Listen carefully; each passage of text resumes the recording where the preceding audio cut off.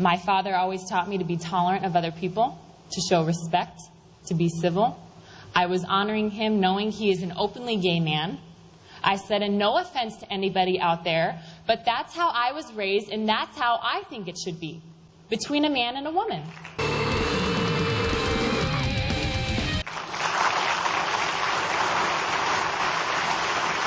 And I knew at that moment, I knew as soon as I said that, as soon as I didn't give the politically correct answer, that there was no way I would be Miss USA. At least that night. Little did I know I would be, I feel as though I'm Miss Universe, but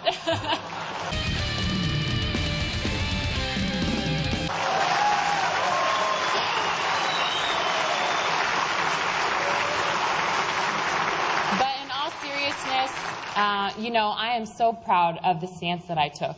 I am so proud of the answer that I gave. And God chose me for that moment. He chose me for that moment because He knew that I would not only be the one to stick up for Him and for the truth, but also He knew that I am strong enough to get through all of the junk that I have been through.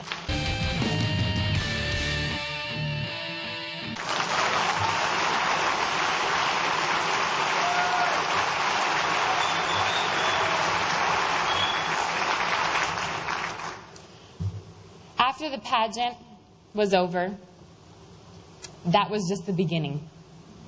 That was the beginning of a vicious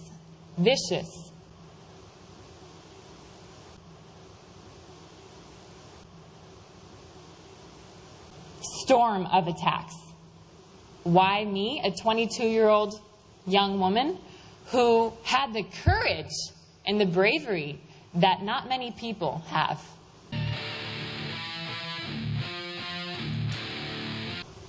I don't know why they chose to attack me. I don't know why they chose to attack my mother, my father, my 90-year-old grandmother on a daily basis.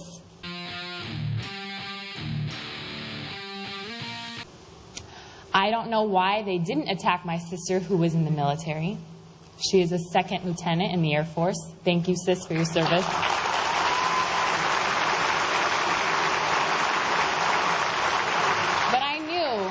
That there was something wrong with the situation. There was something wrong with turning on the TV and seeing people mock me for my faith, for seeing people make fun of me for the answer that I gave, making fun of me for being a Christian, trying to discredit me, trying to embarrass me.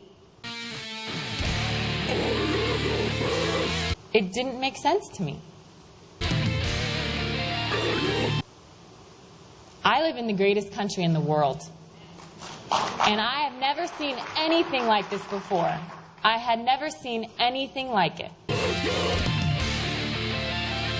Being a 22-year-old college student,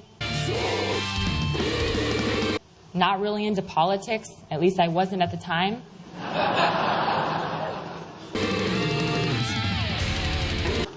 But now I have a new outlook on this.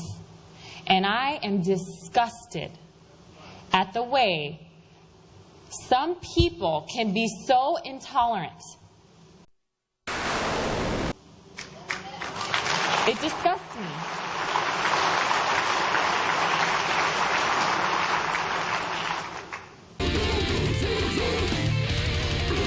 It disgusts me. But you know what? I'm here today because I am still standing, and I am not defeated. They have not defeated me. They can say whatever they want to say about me. They can make fun of me for my faith. They can say horrible things about my mother in the tabloids. They can embarrass me by having my parents' divorce records in the national media.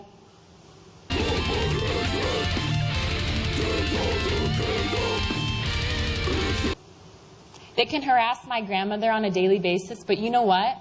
We as a family have never been this strong by the grace of God. And that's one thing that they hate.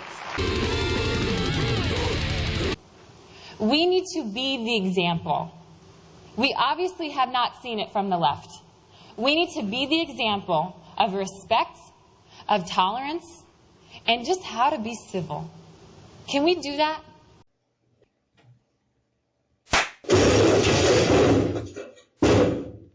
I never asked to be thrown into politics. I never thought I would be speaking at major events with previous presidential candidates.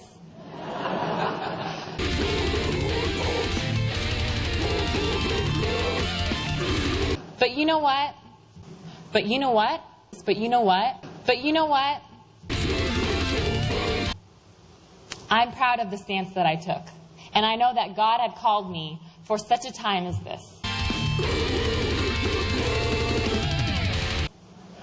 And even though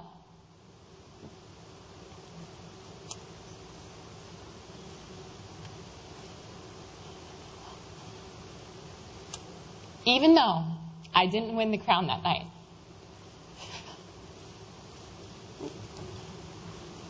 I know that the Lord has so much of a bigger crown in heaven for me.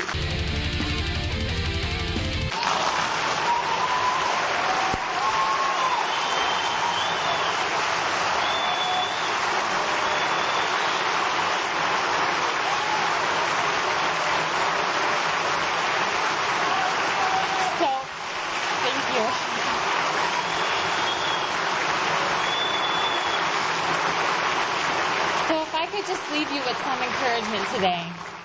I just want to challenge you. I want to challenge you in how do you want to be remembered as? You know, no matter what you're here for today, no matter what your age is, how do you want to be remembered as? And I've always wanted to leave a legacy of courage, of boldness, and show young people, especially my generation, my children are going to be affected by this.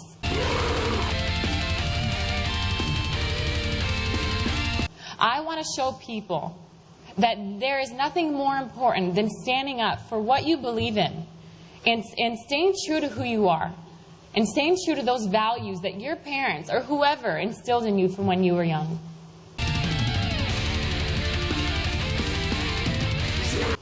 One of my favorite quotes is never underestimate the power of a touch, a smile, a kind word, an honest compliment, all of which have the power to turn a life around.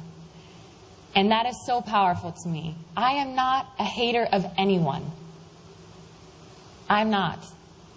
This is not a matter of me hating any particular group or me being a bigot or a racist or whatever you want to call me. It's not about that. It's just I was a woman who stood up for the truth, and people don't want to admit that.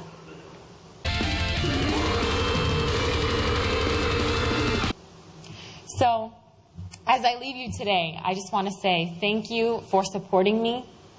Thank you so much for praying for me and for being with me in this battle. Thank you, and God bless you.